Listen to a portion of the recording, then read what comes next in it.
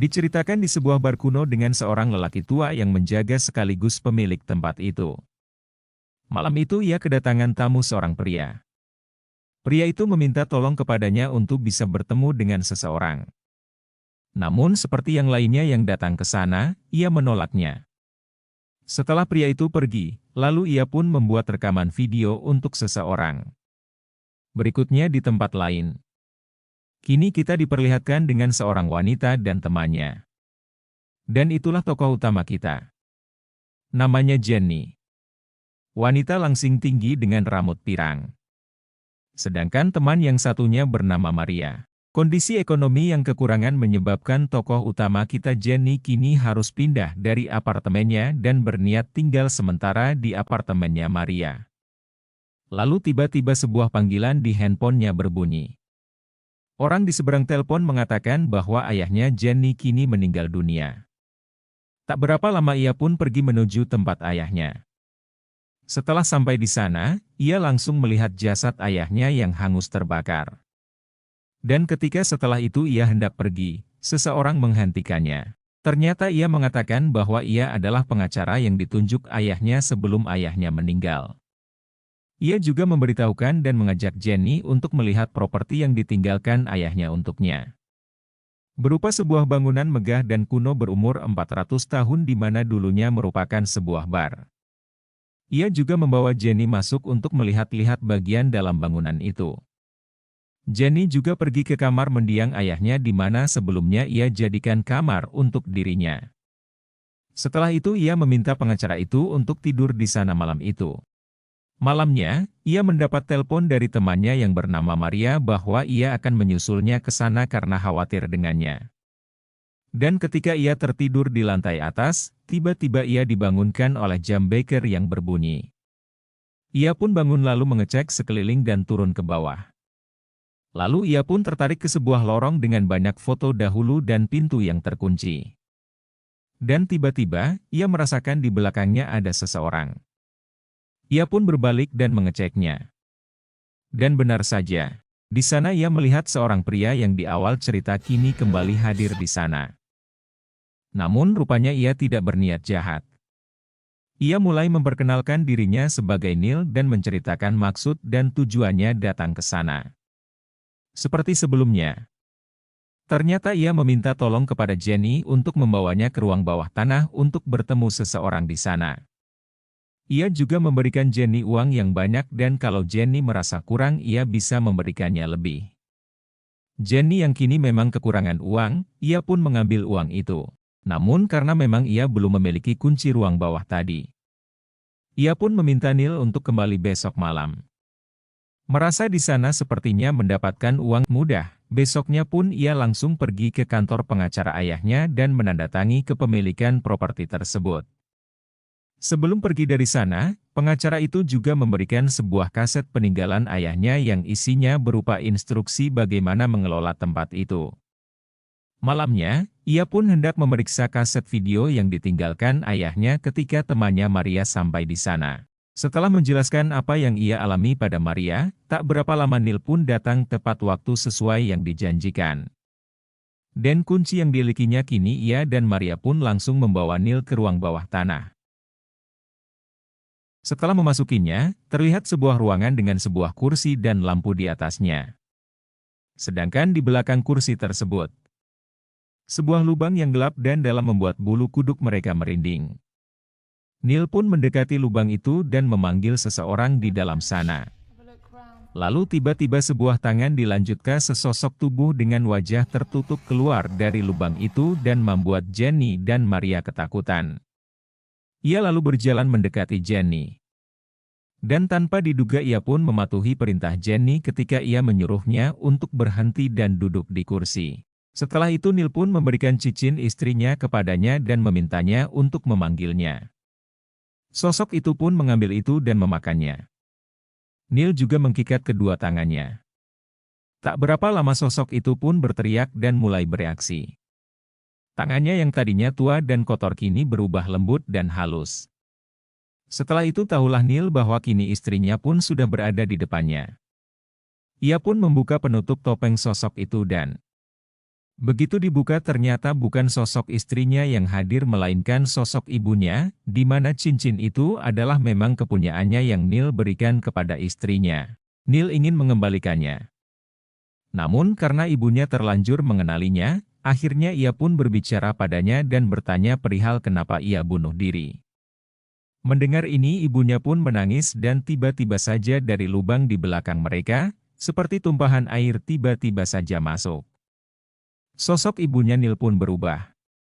Kini ia seperti kerasukan, tiba-tiba saja ia menghilang dan muncul di depan Neil. Jenny yang ketakutan pun memerintahkannya untuk berhenti lalu kembali menutup kepalanya. Sebelum pergi, sosok itu pun memuntahkan kembali cincin yang diberikan Neil. Lalu Jenny memerintahkannya kembali ke dalam dan ia pun mematuhinya. Setelah kembali ke ruang tamu, Neil yang merasa ini berhasil meminta Jenny melakukannya lagi untuk bertemu istrinya. Hanya untuk mengucapkan selamat tinggal. Neil juga mengatakan harusnya ia tadi hanya punya waktu 2 menit namun ia lupa mengatakannya. Namun Maria dan Jenny menolak perintaan Neil. Akhirnya Neil pun meninggalkan alamatnya jikalau Jenny berubah pikiran. Setelah itu Jenny dan Maria pun menonton video instruksi yang ditinggalkan ayahnya untuknya. Video itu ternyata menceritakan tentang ayahnya. Bagaimana ia mengelola bangunan itu dengan penghuni khususnya yang berada di ruang bawah dan bagaimana ia menjadi walinya. Bagaimana ia berusaha tidak melepaskan sosok tersebut dari ruang bawah, karena hal itu akan membawa bencana. Bagaimana tidak bisa keluar dari sana dan betapa ia mencintai keluarganya. Setelah melihat ini, Maria pun mengajak Jenny pergi dari sana. Namun sekali lagi, kekurangan ekonomi dan mudahnya mendapatkan uang di sana membuat Jenny menolak ajakan Maria. Maria juga mengatakan bahwa di sini tidak aman buat mereka berdua. Setelah itu untuk berjaga-jaga, Jenny membuat batas di tangga bawah tanah agar sosok itu tidak boleh melintasi batas itu. Setelah itu keesokan harinya, Jenny pun pergi ke tempatnya Neil sesuai dengan alamat yang ia berikan. Sementara itu di bar, Maria yang sedikit ketakutan mencoba menghalangi pintu bawah tanah itu dengan tabung gas. Dan ketika ia hendak kembali, salah satu foto di dinding itu jatuh dan pecah. Ia pun mengambilnya dan melihat bahwa orang yang difoto ternyata adalah pemilik bar tersebut sebelum ayahnya Jenny yang diberitakan bunuh diri. Dan tiba-tiba saja, setelah ia mencari informasi tentangnya, ia melihat penampakan dirinya yang membuat Maria ketakutan. Sementara itu di rumah Neil, Jenny yang kini sudah bertemu dengannya. Neil pun menceritakan bagaimana ia bisa mengetahui hal ini. Ia juga meminta tolong kepada Jenny untuk melakukannya sekali lagi agar ia bisa bertemu dengan istrinya. Lalu malamnya, ia pun memenuhi permintaan Neil untuk melakukannya sekali lagi untuknya. Setelah mengikat sosok itu, Neil pun memberikan kalung istrinya padanya. Dan seperti sebelumnya, lalu sosok itu pun memakannya dan ia bergetar hebat. Setelah itu ia pun diam. Lalu Neil pun membuka penutup kepalanya dan ia pun melihat istrinya. Dan ketika Neil bertanya padanya ia pun mengatakan penyebab ia meninggal sambil menangis. Sementara Jenny menghitung waktu. Namun ternyata keinginan Neil di luar skenario. Ia bertanya ketika istrinya mengalami kecelakaan, siapa yang ingin ia temui. Ternyata Neil mencurigai istrinya berselingkuh. Namun ketika itu ditanyakan waktu 2 menit ternyata habis. Namun ketika Jenny hendak menutup kepala istrinya Neil, tiba-tiba saja kursinya bergerak mundur dan lampu di ruangan itu padam. Lalu sosok itu menghampiri Jenny dan mengatakan bahwa ia dan Jenny sama-sama tawanan. Setelah itu ia pun kembali ke dalam lubang. Setelah kejadian itu, Jenny dan Maria pun menyuruh Neil untuk pulang. Lalu Maria pun pergi untuk tidur. Sementara Jenny masih duduk untuk minum dan memikirkan apa yang akan ia lakukan selanjutnya. Dan di tengah lamunannya, tiba-tiba saja ia mendapat penglihatan malam di mana ayahnya meninggal. Ternyata ia mencoba mengakhiri penderitaannya dengan membakar makhluk dan tempat itu. Namun sayang ia gagal dan ia malah terbakar sendiri dan meninggal. Setelah itu ia pun mencoba untuk tidur. Lalu ia pun bermimpi. Ia dibangunkan oleh suara-suara aneh yang datang dari ruang bawah tanah. Dan begitu ia masuk ke sana, ia melihat sosok ayahnya hendak memasuki lubang itu dan ia mencegahnya. Namun ternyata ia bukanlah ayahnya, melainkan makhluk itu yang menyerupai ayahnya. Jenny pun mencoba mencekiknya, namun lehernya yang malah terasa sakit. Dan ketika ia membuka topengnya, ternyata sosok itu adalah dirinya sendiri. Lalu Jenny pun terbangun dari tidurnya dan mendapati kunci yang ia kalungkan kini menjerat lehernya. Ia hampir saja mati tercekik kalau saja Maria tidak datang dan menggunting tali kunci yang menekik lehernya. Setelah kejadian itu, Jenny dan Maria pun pergi menuju tempat pengacara ayahnya kemarin. Namun ternyata, apa yang mereka temukan hanyalah sebuah ruangan kosong tanpa ada seorang pun di sana. Setelah semakin banyak hal yang tidak masuk akal di sana, Maria pun membujuk Jenny kembali untuk keluar dan pergi dari sana. Namun ternyata kini pikiran Jenny sudah dipengaruhi makhluk itu. Ia pun menolak ajakan Maria dan berburuk sangka kepadanya. Akhirnya Maria pun mengambil tasnya untuk pergi sendiri. Dan ketika Maria sudah di dalam mobil, ia pun melihat kembali alamat pengacara itu dan demi sahabatnya ia pun pergi mendatangi tempat itu untuk melakukan penyelidikan. Setelah sampai di sana, Maria melihat rumah itu kini sudah lapuk, rusak, tak terawat dan sudah lama tak berpenghuni. Di sana ia menemukan beberapa catatan berupa usahanya untuk keluar dari tempat itu. Lalu Maria pun mengambil semua berkas yang ia temukan. Sementara itu di bar, Jenny yang penasaran terhadap ayahnya langsung mengeluarkan sosok itu dan memberikan jam ayahnya. Setelah bertemu dengannya, ayahnya pun memberitahukannya bahwa selama namanya ada di akta itu Jenny tidak akan pernah lepas darinya. Ia juga meminta maaf kepada Jenny dan berpesan jangan memanggilnya kembali. Sedangkan Maria yang kini sudah mendapatkan beberapa informasi pun langsung menelpon Jenny. Namun karena Jenny tidak mengangkatnya, lalu ia pun berpesan bahwa ia akan kembali ke sana untuk memberitahukannya apa yang ia dapatkan kepada Jenny. Sementara Jenny setelah mendapatkan informasi dari ayahnya langsung membakar akta yang ia tanda tangani. Namun anehnya akta itu tidak bisa terbakar dan kembali utuh. Jenny pun menjadi frustasi dan tertidur. Tak berapa lama, Maria pun kembali ke bar. Namun setelah mencari ia tidak menemukannya. Lalu dari ruangan bawah ia mendengar suara sesuatu dan ia pun turun untuk memeriksanya. Dari tangga batas yang dibuat Jenny ia melihat jam tangan ayahnya tergeletak di lantai dan ia pun bergegas menghampirinya. Dan ketika ia mendapatkannya tiba-tiba dari belakangnya sosok itu muncul. Maria pun langsung berlari ke tangga. Namun ia dihentikan kembali oleh sosok itu yang telah berubah menjadi pemilik bar ini sebelum ayahnya Jenny. Di sana ia menceritakan bahwa kejadian di sana sudah terjadi sejak 400 tahun yang lalu. Berawal ketika dahulu ada seorang wanita yang mempunyai kemampuan membangkitkan orang mati. Lalu beberapa orang menyalahgunakan kemampuannya. Lalu wanita itu pun menolaknya dan membakarnya. Namun rupanya wanita itu bangkit dari kematian. Sebagai pembalasan dendamnya lalu ia menyebarkan wabah dan penyakit di mana-mana. Akhirnya beberapa orang tadi kembali menguburnya di sebuah ruangan bawah tanah di tempat itu dan ia hampir terlupakan. Lalu beberapa puluh tahun kemudian, keturunan orang-orang itu kembali membuka kuburannya dan menyalahgunakan kekuatannya hingga kini tersisa satu orang wali terakhir yaitu Jenny. Setelah itu tanpa sengaja Maria mengatakan bahwa ia bukan walinya. Dan setelah mendengar itu makhluk itu pun langsung menangkapnya. Kita beralih ke Jenny. Setelah terbangun dari tidurnya dan memeriksa pesan handphone di sampingnya. Mendengar suara Maria yang mengatakan ia kini berada di ruang bawah tanah dan dalam bahaya. Ia pun langsung bergegas turun ke sana. Namun ia tidak menemukannya. Lalu dari dalam lubang, terdengar suara Maria lagi yang meminta tolong. Dengan membawa lentera akhirnya Jenny memberanikan diri masuk ke sana. Dan tak berapa lama ia pun menemukannya.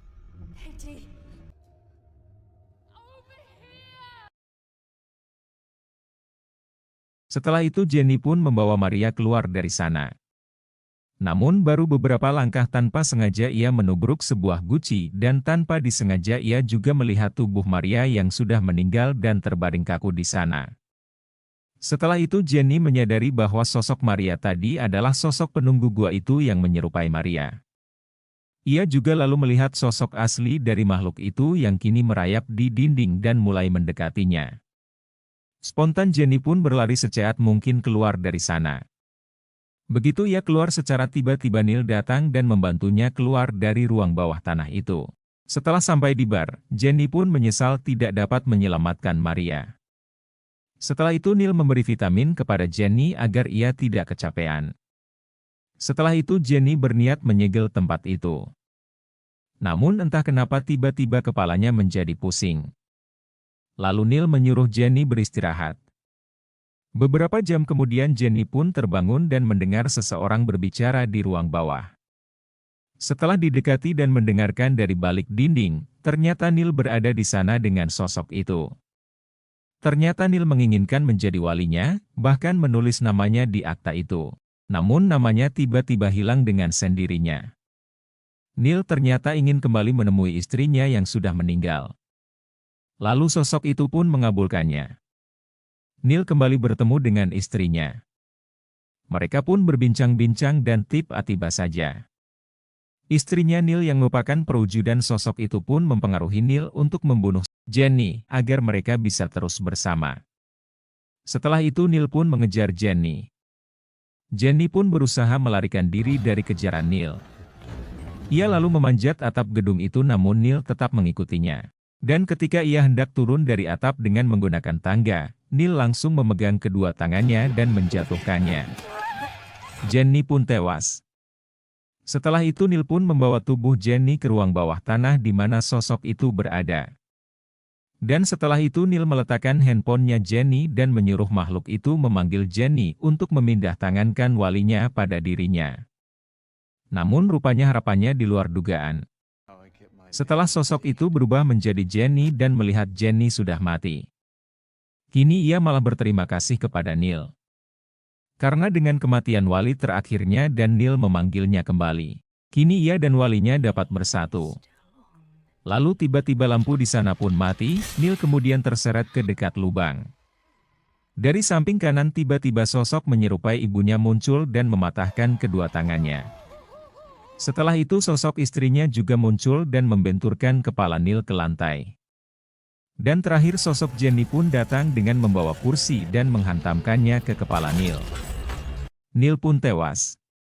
Setelah itu sosok Jenny pun keluar dari ruangan dan rumah itu dengan meninggalkan gedung yang terbakar. Tamat.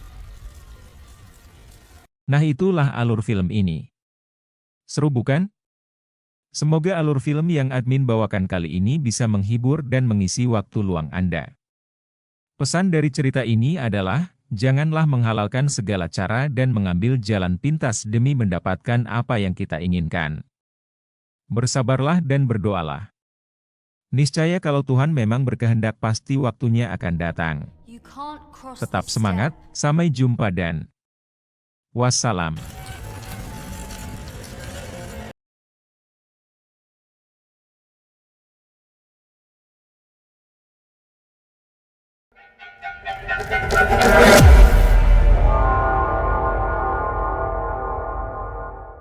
Alur film ini menceritakan tentang seorang gadis yang merasa iri oleh saudari angkatnya karena orang tuanya lebih menyayanginya ketimbang dirinya. Ia pun mencari orang tua asli dari saudari angkatnya itu untuk melakukan pembalasan. Nah, bagaimana kisah serunya? Mari kita saksikan.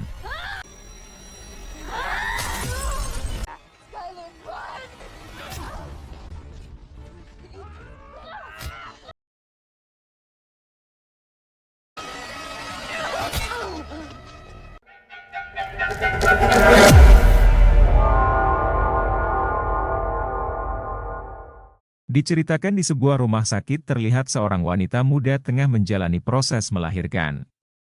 Kita sebut saja dia Lara. Ia didamping kedua orang tuanya dan para suster terus menyemangatinya. Tak berapa lama bayinya pun lahir. Namun sayang setelah itu ia tidak pernah melihat bayinya kembali karena langsung dibawa oleh mereka.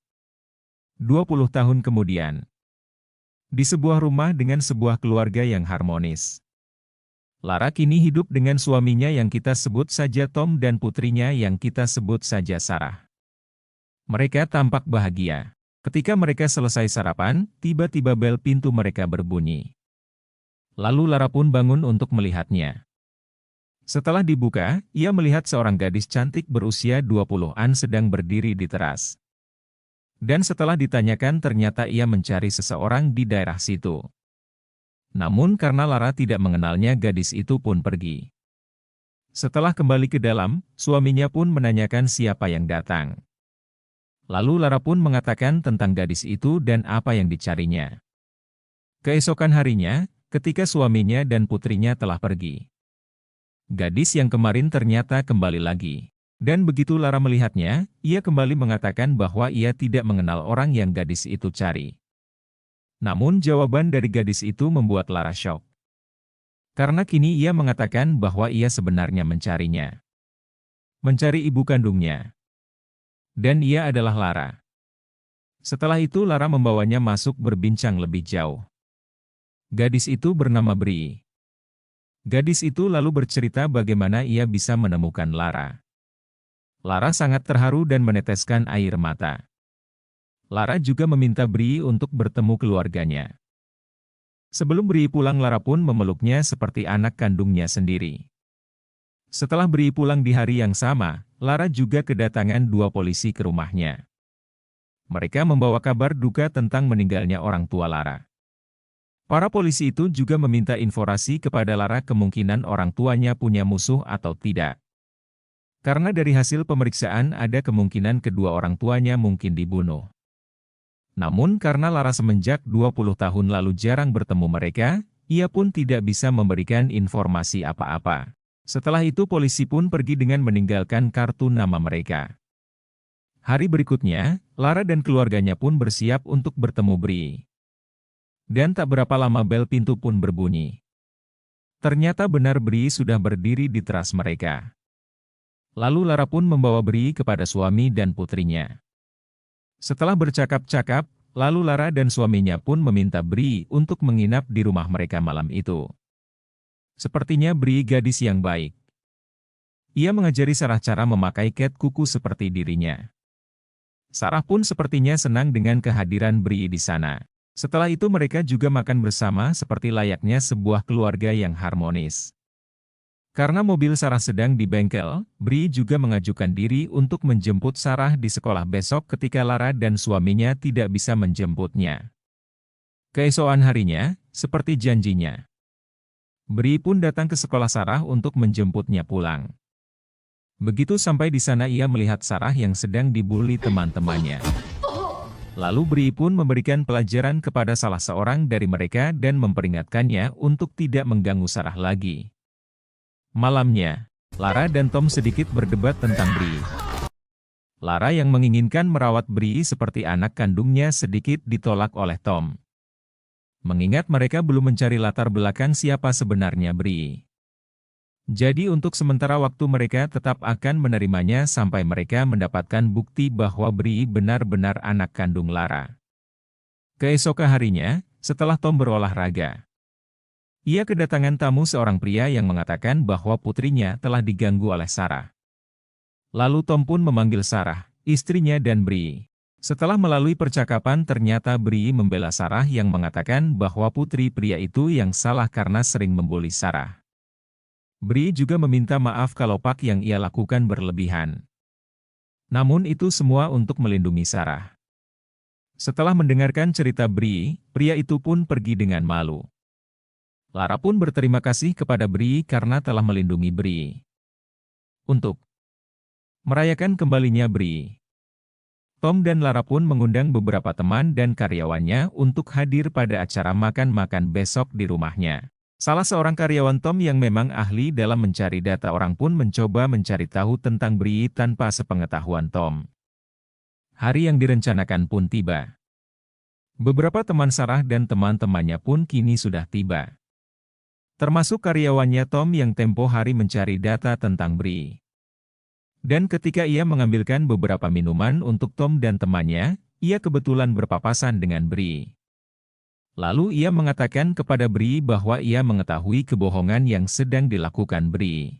Namun ia berjanji tidak akan memberitahukannya kepada siapapun dengan harapan Bri sendiri yang mengatakannya.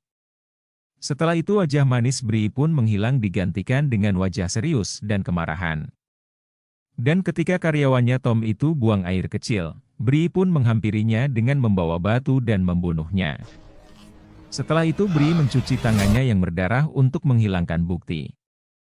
Lara juga memperkenalkan Bri kepada teman-temannya. Namun ketika Tom ingin memperkenalkannya kepada karyawannya, Bri mengatakan bahwa ia sudah bertemu dan kini karyawannya Tom pun izin pulang lebih awal padanya. Lalu ia pun kembali ke pesta tanpa ada yang mencurigainya. Sebelum acara selesai, Tom meminta temannya untuk menyelidiki tentang Bri karena ia tidak ingin ada masalah keesokan harinya. Tak berapa lama acara pun selesai. Ketika mereka sedang berbenah, polisi yang tempo hari datang kini kembali. Mereka mengatakan kepada Tom bahwa kini kasus meninggalnya orang tua Sarah adalah benar-benar peristiwa pembunuhan bukan kemungkinan lagi. Karena ada saksi mata yang melihat seorang wanita muda masuk ke rumah orang tuanya Lara sebelum mereka meninggal. Namun saksi itu tidak melihat dengan jelas siapa orangnya. Dan kini mereka mencurigai istrinya. Setelah itu Bri juga pamit untuk pulang dan kembali lagi nanti malam. Malamnya, Lara merasa sikap Tom sedikit aneh dan sedikit jadi pendiam sejak kedatangan polisi tadi. Namun Tom mengatakan bahwa ia baik-baik saja. Keesokan harinya, Tom menelpon karyawannya yang tempo hari datang ke pestanya dan meninggalkan pesan untuknya karena ia belum masuk kerja. Lalu temannya yang diminta tolong menyelidiki Bri juga datang.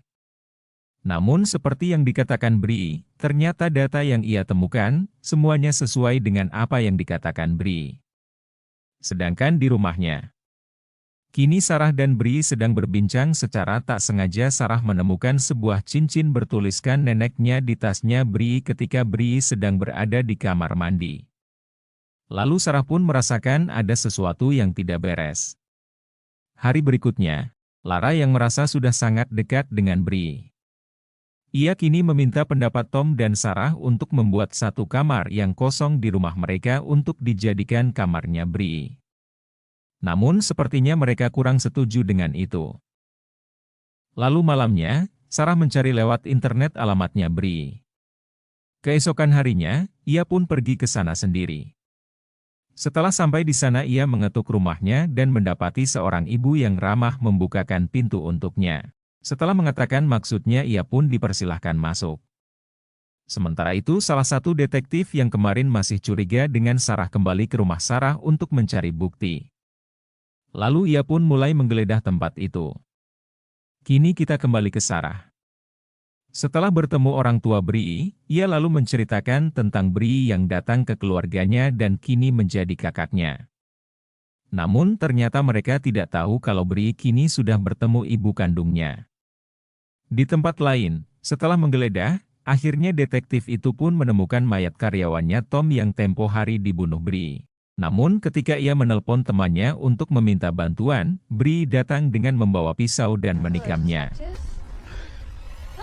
Sedangkan Sarah, setelah melihat foto Bri dan keluarganya, ia dikagetkan dengan kedatangan Bri. Ternyata Bri yang ia kenal bukanlah Bri yang asli melainkan adiknya yang bernama Jessica. Sementara itu, kini Lara pun pulang ke rumah dari kerjanya. Ia heran melihat mobil detektif kini berada di rumahnya. Setelah ia masuk, ia pun memanggil kedua putrinya namun tidak ada jawaban. Dan tiba-tiba saja dari belakang Bri yang ternyata adalah Jessica datang dan memukulnya hingga pingsan dengan pot kaca. Sarah yang khawatir dengan ibunya pun langsung memberikan pesan kepada ibunya perihal Jessica dan ia buru-buru pulang. Beberapa waktu kemudian, Lara pun terbangun dari pingsannya dengan kaki dan tangan terikat di kursi dengan Jessica di depannya. Lalu Jessica pun menjelaskan siapa dirinya dan kenapa ia melakukan hal ini. Ternyata setelah Bri lahir, Bri yang asli yang diadopsi oleh orang tuanya. Semenjak keberadaan Bri, Jessica kini kurang mendapatkan kasih sayang orang tuanya. Dan ia menyalahkan Lara karena telah melahirkan Bri. Ia juga mengaku telah membunuh kedua orang tua Sarah karena mereka yang memberikan Bri kepada kedua orang tuanya. Sementara itu Sarah kini sudah kembali ke rumah. Melihat pecahan pot kaca yang berserakan, ia pun langsung berlari mencari ibunya. Ia pun menemukan mereka di halaman belakang. Setelah itu Sarah dan Jessica berkelahi dengan sengit. Sarah sempat membuat Jessica terbentur tembok dan melepaskan satu ikatan tangan ibunya ketika Jessica datang kembali dan mencekiknya.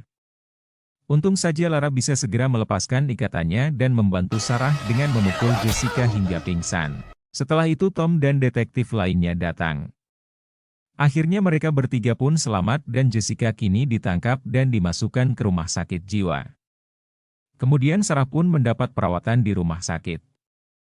Dan ia juga kini mendapat kunjungan dari seseorang yang sangat spesial baginya. Bri. Ternyata Sarah membawanya ke sana. Akhirnya Sarah pun kini bisa bertemu anak kandungnya yang asli. Sementara itu di rumah sakit jiwa. Kini Jessica dengan wajah frustrasi sedang merobek wajah Bri dan berjanji akan melakukannya lagi. Tamat. Nah itulah alur film ini, semoga bisa mengisi waktu luang Anda dan menghibur Anda. Sampai jumpa di alur film seru berikutnya. Wassalam.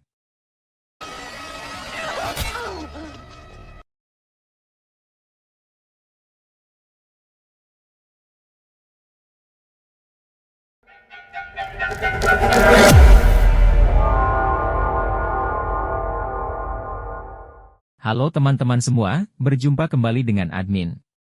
Kali ini admin akan membawakan sebuah cerita seru tentang perjuangan sekelompok orang yang terjebak di sebuah pulau yang dikuasai para zombie di dalamnya. Bagaimana kisah serunya? Mari kita langsung ke TKP.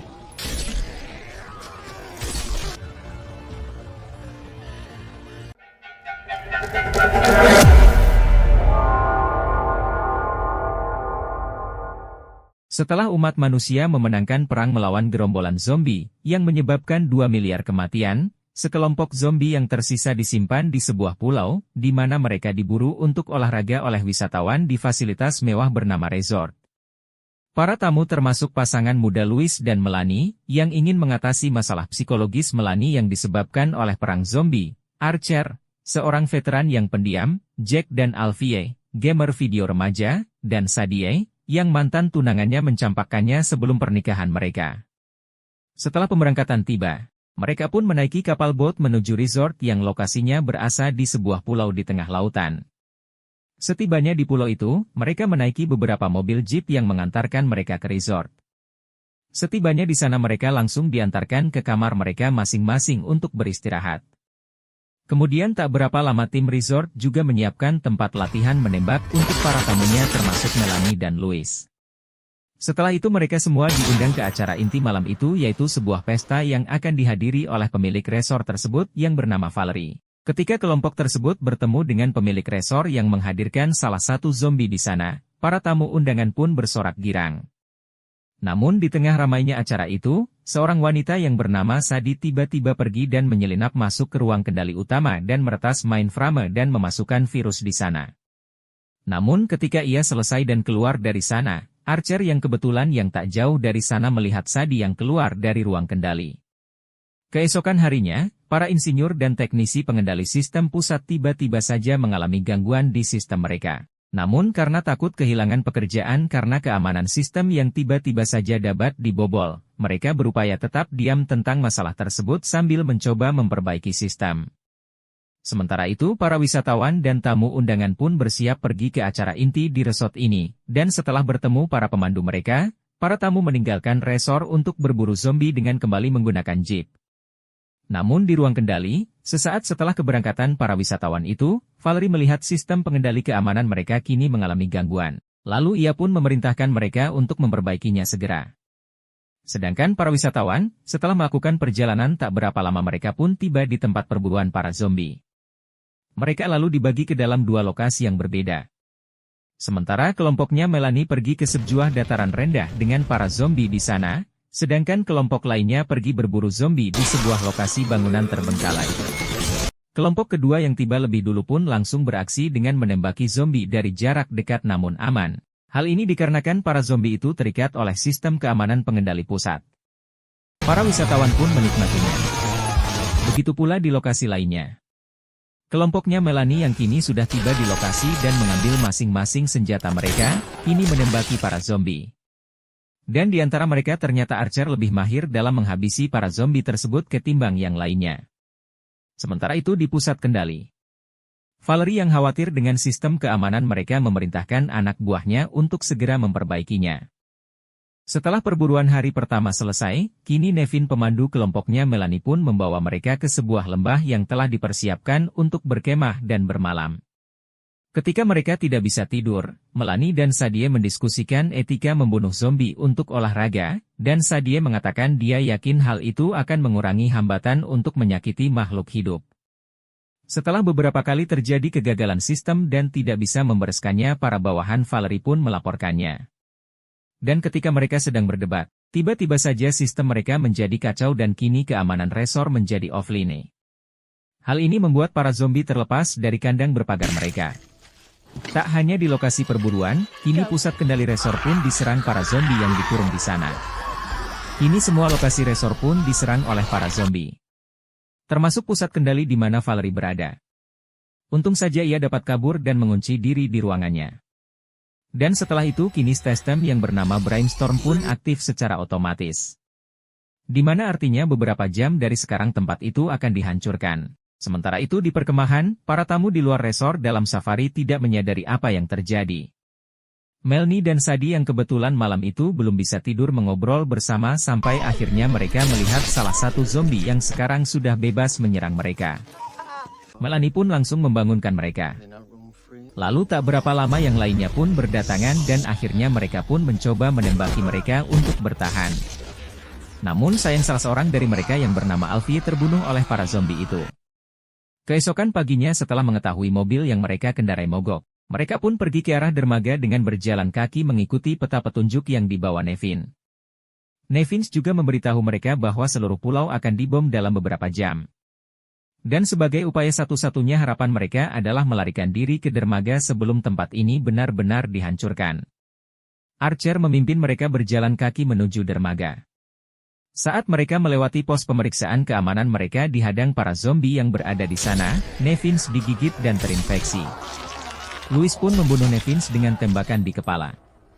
Saat para tamu sedang dalam perjalanan ke dermaga, Archer mengancam akan meninggalkan Sadie kecuali dia mengungkapkan keterlibatannya dalam masalah resor mengingat malam sebelumnya ia telah menyelinap ke ruang kendali resor. Akhirnya Sadie pun mengaku menjadi anggota kelompok aktivis hak-hak zombie dan mengatakan dia hanya menyalin dokumen dari mainframe resor untuk membuktikan praktik resor yang berbahaya dan tidak etis. Meski marah atas tindakannya, Melanie berjanji pada Sadie bahwa dia tidak akan meninggalkannya. Setelah mereka tiba di gedung dermaga, ternyata di sana mereka kembali mendapat serangan zombie. Mereka pun terjebak dalam gedung.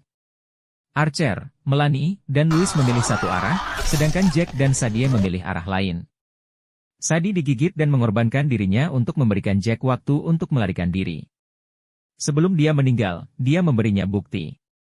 Jack bergabung kembali dengan yang lain, dan mereka memasuki resor. Setelah menjelajahi area keamanan, mereka menemukan resor tersebut telah menggunakan organisasi amal untuk memikat pengungsi ke pulau tersebut, di mana mereka dirubah menjadi zombie. Di sana Jack digigit, dan Archer menembaknya. Saat Archer dan Melanie menahan zombie, Louis meninggalkan mereka. Archer menyuruh Melanie melarikan diri ke dermaga sementara ia mengorbankan dirinya sendiri dengan menghadang mereka. Di dekat ruang kendali, Melanie bertemu Louis yang telah tergigit dan tengah bersembunyi di sana. Alih-alih membunuhnya, dia malah menyerahkan pistolnya. Lalu para zombie pun masuk dan Melanie pergi menyelamatkan diri, dan di saat genting itu Wilton menyelamatkannya. Melanie menuduh Valerie lebih buruk daripada zombie, karena telah membuat para pengungsi menjadi zombie. Di saat Valerie hendak merebut pistol yang dipegang Melanie, beberapa zombie di antaranya menerobos masuk dan mengabaikan Melanie karena semangat mereka untuk membunuh Valerie. Melanie melarikan diri dari resor menuju ke arah laut. Setelah keluar resor ternyata para zombie sudah menunggu di sana. Melanie pun berlomba lari dengan mereka untuk menyelamatkan diri. Di tengah kejaran itu beberapa pesawat pun datang dan mulai membombardir tempat itu.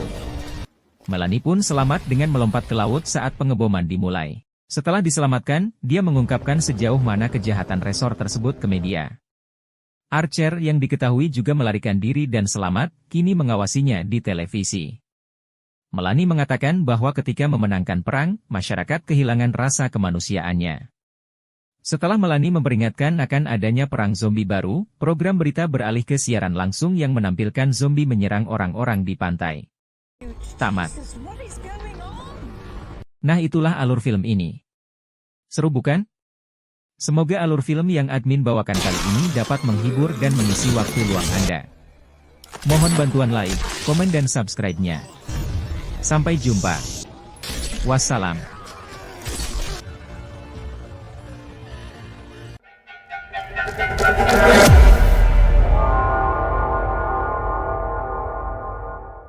Halo kawan semua, berjumpa kembali dengan admin. Kali ini admin akan membawakan sebuah alur film yang menceritakan tentang pertarungan seorang gadis manis dan liar yang akhirnya berurusan dengan para teroris yang telah membuatnya marah. Nah, bagaimana kisahnya? Mari kita saksikan.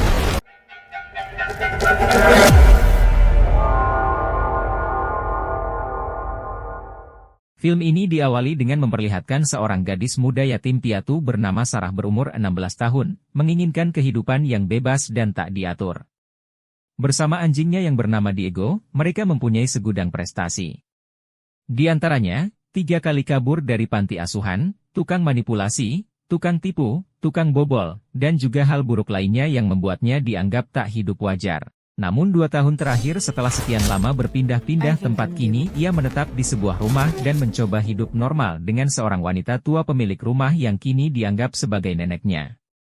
Mereka bertiga hidup dengan damai layaknya sebuah keluarga baru. Sarah juga sekarang sudah bekerja di sebuah restoran cepat saji. Di tengah wataknya yang arogan dan fantasinya yang tinggi, kini Sarah mencoba bersabar ketika beberapa tamunya kadang membuatnya kesal. Sampai kadang ingin membunuh mereka. Setelah jam kerja habis, ia pun pulang dengan mengendarai sepedanya. Malam harinya sebelum tidur mereka selalu menghabiskan malamnya dengan bermain TTS untuk mengisi waktu luang mereka. Ketika sedang asik bermain, mereka mendengarkan siaran berita tentang adanya organisasi teroris yang kini memasuki kota mereka. Keesokan harinya seperti biasa, Sarah menunggu para tamu datang di depan meja. Lalu datanglah 3 orang pria bertampang preman datang dan mulai menggodanya. Dengan kesal Sarah pun mengantarkan mereka ke meja dan membuatkan mereka kopi. Sambil menunggu kopi dan makanan dibuat, Sarah juga mendengarkan percakapan mereka yang ternyata mereka adalah anggota dari kelompok para teroris yang diberitakan tadi malam. Dan kini mereka akan berkumpul di tempat pimpinan mereka yang bernama Daryl. Karena sedikit kesal dengan perkataan mereka di awal yang mengejeknya, Sarah pun menumpahkan salah satu kopi mereka dan berpura-pura tidak sengaja melakukannya. Dan rupanya pria itu menyadari kalau Sarah sengaja melakukannya. Lalu ketika jam kerja Sarah berakhir dan pulang, mereka pun mengikuti Sarah tanpa sepengetahuannya. Malam itu, sebelum tidur, Sarah kembali melihat dan mengamati kunci aneh yang dicari-cari oleh orang-orang yang membunuh ayahnya yang kini disimpannya ketika tiba-tiba, ia mendengar seseorang sepertinya memecahkan kaca pintu atau jendela di ruang bawah. Setelah menyimpan kembali kunci warisan ayahnya, ia lalu turun untuk memeriksanya. Dan ketika ia memeriksanya dengan memutari ruangan itu, tiba-tiba seorang pria tadi di restoran sudah berada di belakangnya dan membekapnya. Sarah pun mencoba berontak dan berteriak. Rupanya anjing Sarah mendengar keributan itu dan datang. Lalu Sarah menggigit tangannya pria itu sambil membenturkan kepalanya ke hidungnya yang membuatnya terlepas. Dengan cepat, Sarah pun memerintahkan anjingnya untuk menyerang pria itu. Namun sayang, pria lainnya datang dengan tongkat baseball dan memukul anjingnya yang hendak menyerang pria pertama. Anjingnya pun kini pingsan akibat pukulan itu.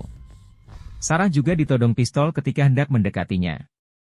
Dan ketika mereka hendak melakukan sesuatu kepada Sarah, dari belakang mereka, Elena, nenek angkatnya Sarah datang dengan senapan di tangannya. Ia menyuruh mereka meletakkan senjata mereka dan pergi.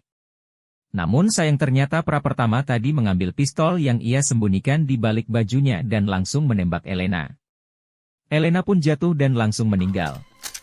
Sarah yang kaget tak mengira ini akan terjadi pun langsung bangun dan hendak menyerang pria itu.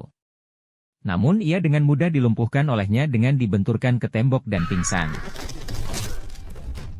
Keesokan paginya, Sarah terbangun dari pingsannya.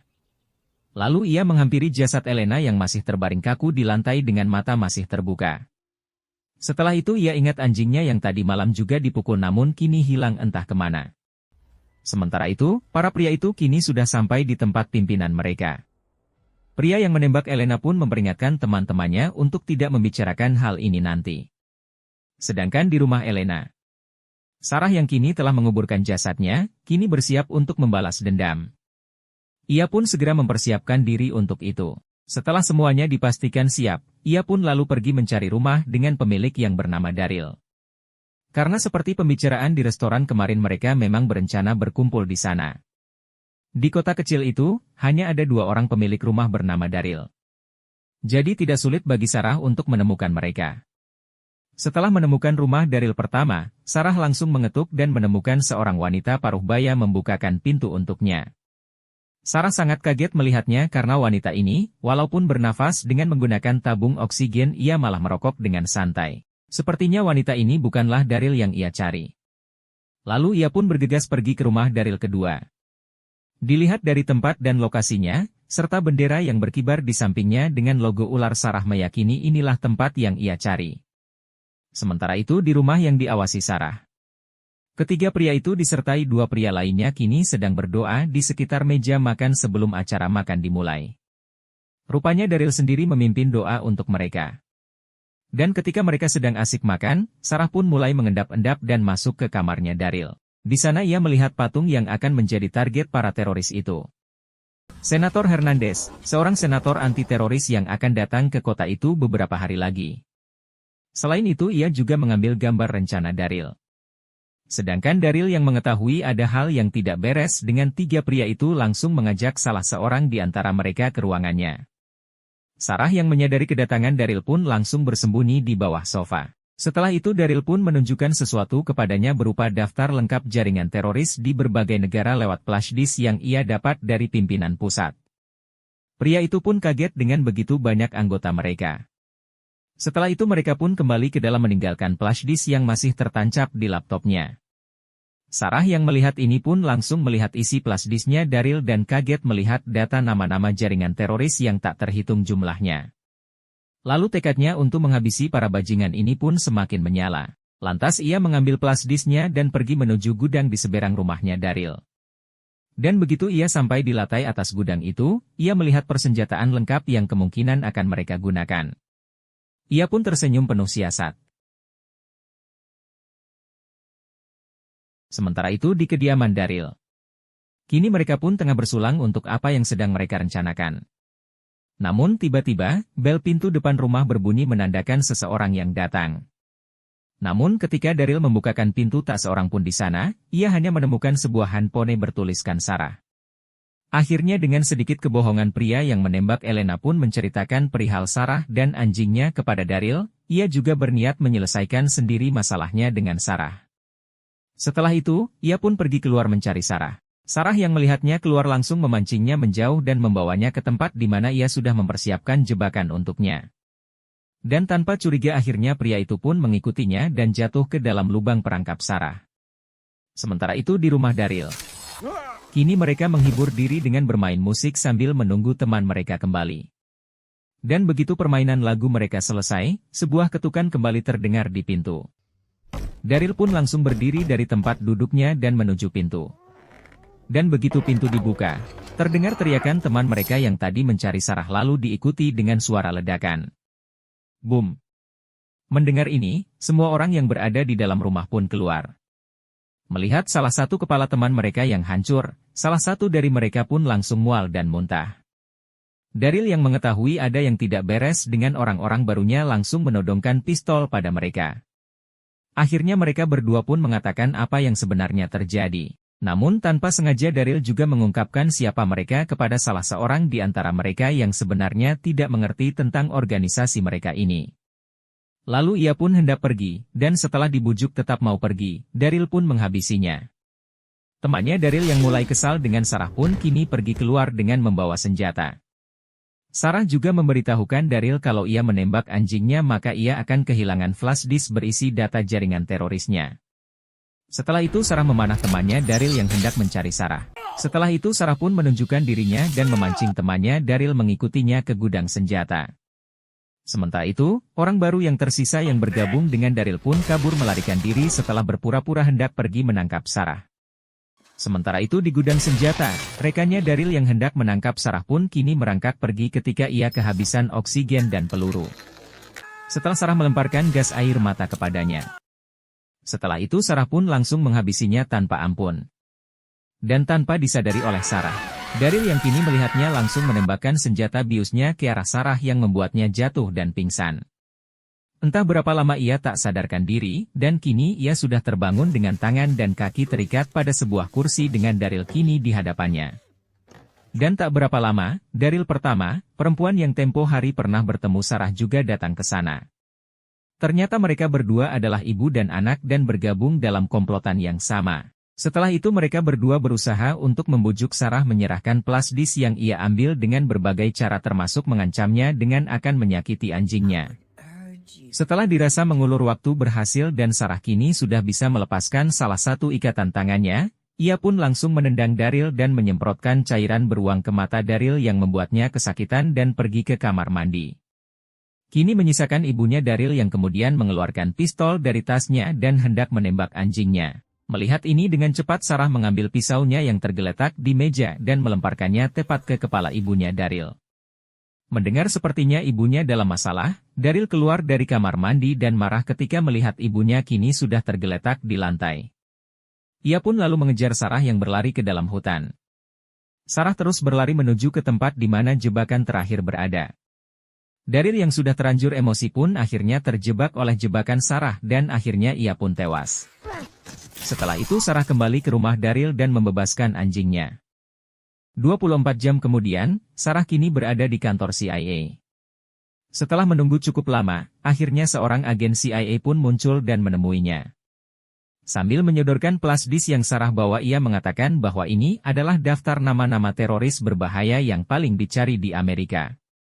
Mereka menyusup di berbagai agen pemerintahan dan lainnya. Dan kini Sarah bisa menghabisi salah satu grupnya, itu merupakan suatu kebanggaan tersendiri buat Sarah. Lalu ia pun mengajukan penawaran untuk Sarah agar bergabung di CIA dengan usia yang paling muda.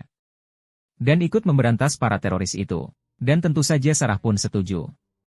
Beberapa hari kemudian, ia pun langsung bertugas dan menghabisi orang terakhir yang berurusan dengannya. Tamat.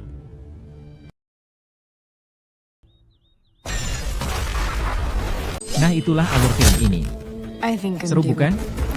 Semoga alur film yang admin bawakan kali ini dapat menghibur dan mengisi waktu luang Anda. Mohon bantuan like, komen dan subscribe-nya. Sampai jumpa. Wassalam.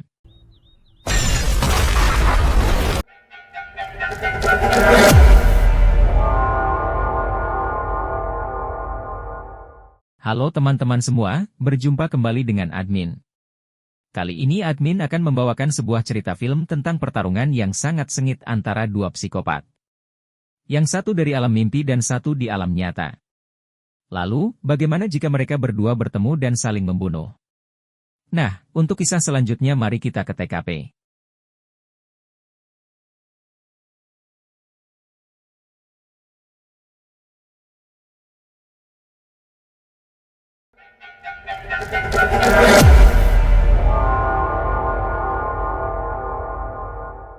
Sejak kekalahan terakhirnya, Freddy Krueger berada di neraka dan tidak mampu menyerang mimpi anak-anak karena orang dewasa di Springwood bertindak ekstrim untuk memastikan anak-anak mereka melupakannya. Semua penyebutan Freddy telah dihapus dari catatan publik dan setiap anak yang memimpikannya akan dimasukkan secara paksa ke rumah sakit jiwa Westin Hills dan diberi obat penekan mimpi hipnosil. Menggunakan sisa kekuatannya, Freddy membangkitkan Jason. Muncul sebagai ibu Jason, Pamela Voorhees. Dia memanipulasi Jason dengan berpikir bahwa ibunya ingin dia pergi ke Elm Street dan membangkitkan dia untuk membunuh remaja di sana untuk menciptakan ketakutan pada penduduk kota bahwa Freddy telah kembali, yang akan memungkinkan dia untuk mendapatkan kembali kekuatannya.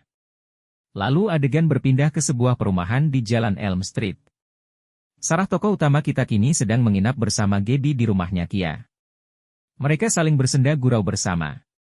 Sementara di luar, Jason yang kini sudah tiba di Jalan Elm Street pun tiba di sana. Dan tak berapa lama, pacarnya Gaby yang bernama Trey dan Blake pun datang. Lalu mereka berolahraga di kamar atas rumahnya Kia. Dan ketika telah selesai, Gaby pun pergi ke kamar mandi meninggalkan pacarnya yang masih di kasur. Lalu Jason pun datang dan menghabisi pacarnya Gaby. Gaby dan yang lainnya yang melihat kejadian ini langsung berhamburan keluar rumah mencari pertolongan.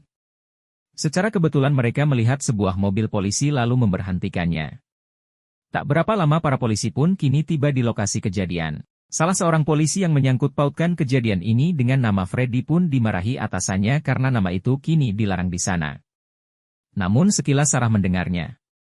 Setelah itu Sarah, Gaby dan Kia pun kini dibawa ke kantor polisi untuk dimintai keterangan. Sementara Sarah menunggu di ruang interogasi sambil memejamkan matanya, ia mencoba kembali mengingat nama itu. Dan ketika ia mengingatnya dan membuka matanya, tiba-tiba saja seluruh ruangan kantor polisi yang tadinya ramai kini tak ada seorang pun di sana selain dirinya. Lalu ia pun keluar dari ruangan itu dan mendapati banyak foto anak-anak hilang di dinding. Lalu ia juga mendengar suara seorang anak perempuan yang sedang menangis. Dan ketika ia menemukannya dan bertanya, gadis kecil itu lalu berbalik dengan kedua matanya yang berdarah berkata bahwa kini Freddy telah kembali dan Sarah disuruh untuk memberitahukan teman-temannya. Lalu Freddy pun muncul di depannya yang membuatnya kaget dan membangunkannya dari tidurnya. Sementara itu di rumahnya Blake. Blake yang sedang merenung di teras rumahnya karena kehilangan teman dekatnya. Ia pun didatangi ayahnya untuk meminta tolong mengawasi adiknya. Namun ia malah memarahi ayahnya dengan alasan tidak mau diganggu. Dan dalam kesendiriannya, tiba-tiba di semak-semak di depan rumahnya sesuatu mengalihkan perhatiannya. Ia pun memberanikan diri menghampirinya. Lalu Freddy tiba-tiba saja datang. Namun sayang, Freddy yang baru bangkit kini belum mempunyai kekuatan. Akhirnya Blake dan terbangun dari tidurnya. Tiba-tiba saja kepalanya jatuh ke pangkuannya dan ketika ia berdiri dan menoleh ke belakangnya ternyata Jason kini telah berada di sana dan membunuhnya. Kini adegan berpindah ke rumah sakit jiwa Westin Hills di mana kini antrian pasien sedang diberi obat penekan mimpi bernama Hypnochill. Terlihat dua orang pasien yang merupakan pasien akibat mimpi Freddy pun berada di sana. Namanya Will dan Davis. Will yang melihat berita kematian Blake yang juga merupakan pacarnya Sarah kini merasa khawatir takut terjadi sesuatu pada Sarah. Mereka berdua pun akhirnya melarikan diri dari sana setelah berhasil mengelabui petugas di sana. Mereka lalu datang ke kampusnya Lori dan memperingatkan Sarah tentang Freddy. Namun sayang perkataan Davis yang menakutkan ditambah lagi kedatangan Will yang tiba-tiba membuat Sarah di menit berikutnya jatuh pingsan dan dibawa ke ruang perawatan kampus. Gaby dan Kia juga menemaninya di sana. Kia yang tertidur karena kelelahan pun kini diteror Freddy. Sementara itu Will dan Davis pergi ke rumahnya Davis. Davis juga menyadari kalau kata-katanya tadi telah membuat Sarah dan teman-temannya ketakutan yang berarti kini Freddy semakin kuat di alam mimpinya. Setelah itu Will pun pergi ke pesta lajang yang dihadiri Sarah bersama teman-temannya di sebuah ladang jagung di pinggir kota. Sedangkan Davis memilih menunggu Will di rumahnya. Sementara itu di pesta, Sarah dan Kia yang sudah tiba di sana pun kini merasa terhibur. Ia juga didekati oleh seorang kutu buku di sekolahnya yang bernama Lin. Lalu Will pun akhirnya datang membuat Sarah tambah senang. Sedangkan Gaby yang dari tadi menghisap ganja kini lebih memilih menyendiri dan menjauhi pesta. Dan karena mabuk akhirnya ia pun tertidur dan terperangkap di dalam mimpi bersama Freddy. Dan ketika Freddy hendak membunuhnya di alam mimpi ternyata Jason juga sudah berada di sana dan terlebih dahulu membunuh Gaby yang membuat Freddy marah. Setelah itu Jason juga datang ke pesta dan menghabisi banyak mahasiswa di sana. Sarah dan Will yang melihat Gaby tewas pun langsung melarikan diri bersama beberapa temannya. Sarah mengatakan bahwa psikopat tadi bukanlah psikopat yang ada di mimpinya. Setelah mengantar teman-temannya, Will yang kemudian mengantar Sarah pulang pun bersitegang dengan ayahnya Sarah. Sarah juga akhirnya melarikan diri dari rumahnya setelah ayahnya tidak bisa menjelaskan soal kematian ibunya. Lalu ia bersama Will akhirnya pergi ke rumahnya Davis namun sayang Davis yang tertidur pun akhirnya tewas oleh Freddy di alam mimpinya. Besoknya di kantor polisi, polisi pindahan yang bernama Scott yang belum tahu peristiwa Freddy pun kembali dimarahi atasannya ketika ia mencoba mencari informasi karena merasa ada peristiwa yang para polisi seniornya sembunyikan darinya. Lalu ia pun mendatangi Will, Sarah dan teman-temannya. Ketika mereka tengah bingung karena ada dua psikopat di dunia mimpi dan nyata, lalu Scott pun datang dan memberitahukan perihal Jason. Di tengah pembicaraan Will yang sepertinya mengetahui kenapa Jason kembali, Sarah yang kini kelelahan pun kembali tertidur dan diteror oleh Freddy. Untung saja teriakan Sarah yang terdengar oleh Will dan yang lainnya langsung membangunkannya. Dan di saat yang sama di alam mimpi Sarah yang mencoba menjauhkan dirinya dari Freddy dengan menarik telinganya hingga putus pun kini terbangun dengan membawa telinganya Freddy ke alam nyata. Setelah itu Mark pun mengajak mereka untuk mengambil obat yang bernama hipnosil yang biasa mereka minum di rumah sakit tempatnya menjalani terapi supaya mereka tidak bermimpi di saat tidur untuk menghindari Freddy. Setelah itu mereka pun pergi ke sana. Mereka pun berpencar menjadi dua grup. Namun salah seorang temannya Sarah yang memang pengkonsumsi narkoba pun memakainya sambil mencari obat. Alhasil ia pun mabuk dan dalam keadaan sadar dan tidak ia pun kini dikendalikan oleh Freddy. Lalu ia pun membuang seluruh obat hipnosil yang ada di sana. Scott dan Lynn yang kembali mencarinya pun mengingatkannya untuk tidak membuangnya, namun usaha mereka gagal ketika Jason kini juga berada di sana dan hendak membunuh mereka. Di sana Scott pun tewas dan Lynn melarikan diri. Sedangkan Will, Sarah dan Kia yang mendengar keributan dan berada tak jauh pun langsung menuju ke sana. Freddy yang menyadari kalau pembunuhan besar-besaran Jason bisa membuat orang-orang lebih takut padanya ketimbang dirinya pun langsung menghadang Jason memanfaatkan tubuh temannya Sarah setelah membawa suntikan berisi obat tidur. Dan ketika Jason sudah di depannya ia pun langsung menyuntikkan obat tidurnya ke leher Jason dan membuatnya tidur pulas walaupun Jason sempat memotong tubuh yang dipakai Freddy. Sarah yang menyadari hal ini pun langsung membawa tubuh Jason pergi bersama mereka. Sementara itu Jason yang kini berada di alam mimpi pun bertarung dengan Freddy. Walaupun di alam mimpi yang merupakan kekuasaannya Freddy, Jason ternyata tidak bisa dikalahkan oleh Freddy. Namun akhirnya Freddy pun mengetahui kelemahan Jason. Yaitu traumanya Jason semasa kecil terhadap air dan tenggelam. Sementara itu Sarah dan teman-temannya kini membawa tubuh Jason ke tempat tinggalnya. Sedangkan Jason yang kini dibuat seolah-olah tenggelam oleh Freddy kini trauma masa kecilnya pun kembali. Sarah yang khawatir Jason kalah di alam mimpi pun memaksakan dirinya untuk mengalihkan Freddy terhadap Jason, dan akan membawanya Freddy ke dunia nyata untuk bertarung dengan Jason dengan menyuntikkan dirinya obat tidur selama 15 dan menyuruh Will membangunkannya setelah itu. Tak berapa lama Sarah pun terbangun di tempat itu di masa Jason masih kecil dan sedang dibully oleh teman-temannya karena wajahnya yang jelek. Sedangkan di dalam mobil teman-temannya Sarah pun menyuntikkan adrenalin ke tubuhnya untuk membuat Jason cepat sadar. Sarah yang melihat Jason hampir tenggelam di alam mimpi pun berusaha menyelamatkannya, namun tiba-tiba saja Freddy muncul dan membawanya tenggelam. Sedangkan di mobil akibat adrenalin yang disuntikan, Jason pun terbangun. Lynn yang kaget dan memegang senjata tanpa sengaja menembakkan pistolnya dan membuat Will yang menyetir terkejut membuat mobil mereka pun oleng dan terguling dan membuat Jason terlempar keluar. Freddy yang kehilangan Jason karena sudah terbangun dari tidurnya pun marah dan menghampiri Sarah. 15 menit waktu yang diperhitungkan pun tiba. Namun Sarah belum bisa bangun juga. Kia dan kawan-kawannya yang kini sudah dekat dengan tempat tinggalnya Jason pun langsung membawa Jason ke rumahnya. Namun setibanya di sana Jason juga tiba di sana. Ia menerobos masuk dan menumpahkan bensin yang membuat ruangan itu terbakar. Kia dan Lynn pun mencoba menahan Jason namun sia-sia, Lynn juga terluka parah. Lalu Will yang hendak menyelamatkan Sarah pun menyeret tubuh Sarah dan salah satu tangannya Sarah pun terbakar membuatnya bangun dari mimpinya dengan membawa Freddy yang hampir membunuhnya. Jason yang melihat Freddy muncul di depannya pun menyerangnya dan menghajarnya, lalu melemparkannya keluar. Will pun membawa Sarah keluar dari sana. Kia yang mencoba mengalihkan perhatian Freddy karena mau mengejar Sarah dan Will juga meninggal setelah ia dihantam dan terlempar oleh Jason yang berada di belakangnya. Kini Jason dan Freddy pun berhadapan kembali. Dan pertarungan pun kembali terjadi. Yang satu cepat dan licik, yang satunya kuat luar biasa. Sarah yang diajak Will pergi pun menolak karena dendamnya kepada Freddy dan ingin memastikan bahwa Freddy benar-benar kalah dan mati oleh Jason. Freddy yang kalah kuat pun akhirnya memanfaatkan benda-benda di sana untuk menghabisi Jason. Namun setelah serangan bertubi-tubi yang mengenainya ia tidak mati juga. Akhirnya Freddy pun kewalahan. Sementara Jason dan Freddy bertarung, Will dan Sarah dengan cepat menyirami seluruh area itu dengan bensin. Dan di saat-saat akhir Jason hendak membunuhnya, cakar Freddy pun secara tak sengaja menebas jari-jari Jason yang membuat parangnya terlepas dan diambil Freddy. Dan setelah itu Freddy pun langsung menyerang Jason dan hendak membunuhnya. Lalu Sarah datang sambil berteriak dengan melemparkan obor ke arah mereka yang telah disiram bensin sebelumnya. Jason juga yang ternyata masih kuat langsung memukulkan tinjunya ke perut Freddy dan menembus bagian dalam tubuhnya. Freddy pun menusukkan parangnya Jason ke tubuhnya yang membuat keduanya kini terluka sangat parah.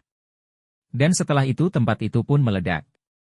Will dan Sarah terjun ke pinggir dermaga untuk menghindari ledakan sementara Jason dan Freddy terlempar ke dalam danau. Setelah ledakan selesai, Will dan Sarah pun kembali naik, dikira semuanya sudah berakhir, ternyata di depan mereka, Freddy kini kembali naik mengayunkan parangnya Jason hendak membunuh mereka.